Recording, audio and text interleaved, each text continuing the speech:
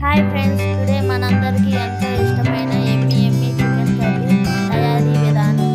ముందుగా చికెన్లో కారం, ఉప్పు, పసుపు, అల్లం వెల్లుల్లి పేస్ట్ వేసుకొని మిక్స్ చేసుకొని పెట్టుకోవాలి. స్టవ్ వెలిగించుకొని కడాయి పెట్టుకొని ఆయిల్ వేసుకోవాలి. ఆనియన్, పచ్చిమిర్చి వేసుకొని కొంచెం ఫ్రై అయ్యాక అల్లం వెల్లుల్లి పేస్ట్ వేసుకోవాలి. అల్లం వెల్లుల్లి పేస్ట్ ఫ్రై అయినాక ముందుగా కలిపి పెట్టుకున్న చికెన్ వేసుకోవాలి.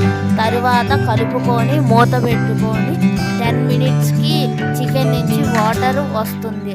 తరువాత 10 మినిట్స్ చికెన్ నుంచి వాటర్ డ్రై అయ్యాక గ్రేవీకి సరిపడా వాటర్ వేసుకోవాలి.